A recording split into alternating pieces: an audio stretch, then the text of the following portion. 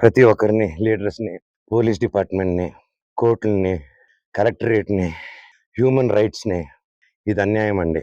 Court ఆర్డర్‌లతో వచ్చినా కూడా allow చేయట్లేదు. గొడవ జరగల నా ఇంటికెళ్తుంటే నన్ను అలౌ చేయట్లేదు. దీనికి పరిష్కారం ఏంటో చెప్పండి సార్. అంతే అడుగుతున్నాను.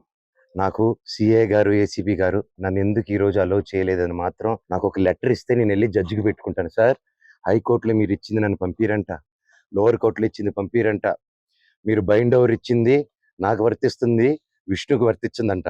విష్ణుకి 25 మంది సెక్యూరిటీ వాళ్ళు పెట్టుకోవచ్చు సార్, మేము ఎలా అడుగుతాం అంటున్నారు. ఆ వీడియోలన్నీ నా సెల్ ఫోన్లో ఉన్నాయి. నా సెల్ ఫోన్లో తీస్తుంటే వాళ్ళని వచ్చి లాక్కుంటున్నారు.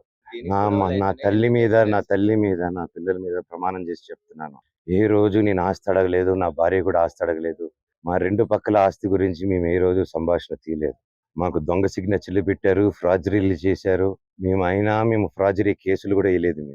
వాళ్ళ కర్మకు వాళ్ళు పోతారు, కర్మ సిద్ధాంతాన్ని నమ్ముకొని ఉంటాం. అర్థమైందండి. కుళ్ళండి, చిన్నప్పటి నుంచి నేనంటే కుళ్ళు.